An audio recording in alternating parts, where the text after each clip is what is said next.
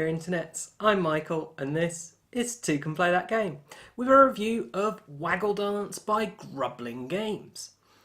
So what is Waggle Dance? Well, it's a dance bees do to communicate. Oh wait, you mean the game? Yeah. So the game Waggle Dance is also about bees. It's about worker bees trying to make honey. Now, at the beginning of the game, you set a target goal of the amount of honey that you need to collect. And then you'll do rounds of sending your worker bees out, that are these little dice here, to perform various tasks until someone hits the required number of honey, at which point you finish out the round and whoever has the most honey wins the game, with ties being broken by who has the most workers or cubes, etc. So, if you want any more detail about how this all plays, I actually did teach my wife the game live. I recorded that, teaching her first ever game of it. And so you can join me in that and you'll see how it all plays, as well as seeing the game that me and my wife actually played. So what do I think of it? Well, let's start with the artwork. The artwork on the box here is fairly representative of the game as a whole. And it's representative of the artwork in the game, but not really the feel of the game. So I don't really have a problem with this, but it doesn't really get across that it is dice placement, that it's worker placement. You know, you've got, yes, bees moving around cubes, that's kind of clear, but beyond that, not a lot. Now, this artwork won't appeal to a lot of people, as artwork tends to. For me, it's kind of just fades into the background. I don't really notice it. What matters most to me is kind of the graphic design aspects. So for instance, looking at this card, I forget about these bees and what they're doing. What I focus on is how clear the dice symbols there are, how clear it is where you can place those dice, and the iconography on this showing you clearly what it is that action does. So from a graphic design point of view, I think this game is very good. From an art point of view, I can take it or leave it. There's definitely nothing bad artwork wise, just not to my taste. So what about the components then? Well, these hexes here. Now, these are perfectly good, fine, nothing special, nothing bad to say about them. It's quite clear the differentiation of the two colours on the different sides, so that is good.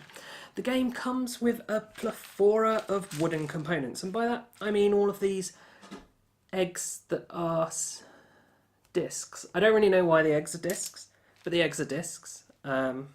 Maybe someone who knows something about bees can say maybe bee eggs are flat disc-like things, but they're perfectly good, nice, well decorated components. You've got the vibrant cubes for all these different colours of nectar that's really nice and good.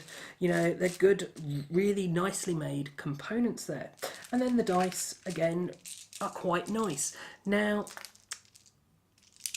they're custom dice with the cute little bee on, which is good.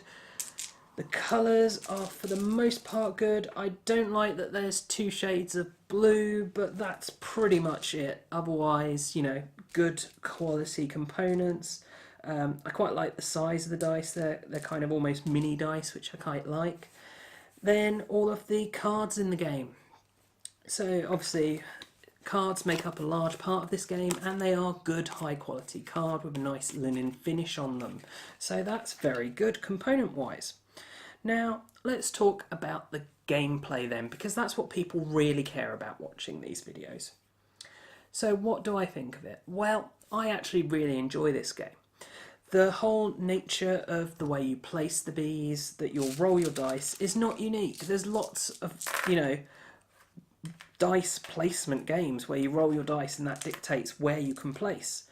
But this one, the way that you're taking it in turns, placing those dice, the fact that you're placing them on a shared area, that you're blocking each other out, again, not unique, but I like it. It gives interaction there to the game. The only thing that really stands out as unique in this game with regards to that dice placement is the theme of the bees.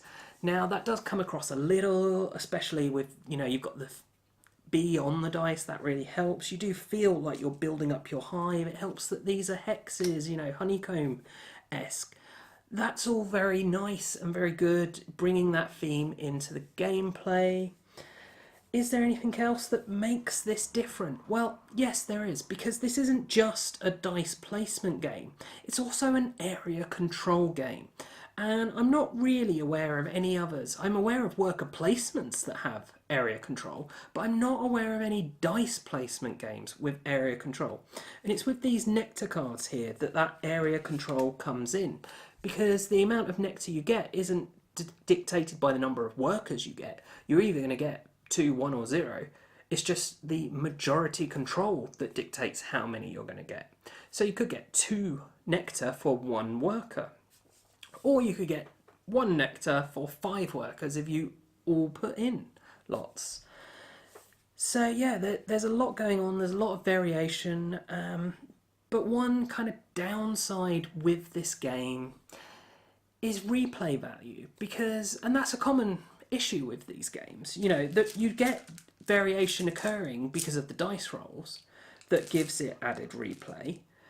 But if this was the only game you have, if this is all you're playing week after week after week, you'll probably get quite bored of it. Now they have, as well as having the fact that you've got the randomness of the dice there to add a bit of variety into the game, they do also have these Queen Bee cards here, and the fact that you don't use all of the different cards. So that helps to add variety and replayability that kind of puts it a bit beyond some of the others. Now I haven't yet talked about the fact of whether or not Two can play this game, and of course I should, because this is Two can play that game, and Two can play that game indeed, and it actually has better replay value in many ways as a 2-player, especially compared to other dice placement games played as a 2-player, because of the way you use some of the dice at the beginning to block off spaces. So the different numbers are worth different amounts in a or have different uses in a 2-player game. So you might have most of the 6s blocked off on these dice placement ones, and therefore if you roll a 6, you can't do much with it with regards to placing it out there. You're going to be using it to hatch eggs, you're going to be using it to move things, to gain nectar, which means that it's going to be harder to get that nectar from that dice because you're going to use the other dice elsewhere. And that creates a really nice dynamic that gives extra added replay value, because it's not you block off specific numbers every time, you're randomly determining each time. And yes, that's kind of the same as having more people, but I don't know, it makes it a better 2-player than a lot of dice placement games as a 2-player, in my own opinion.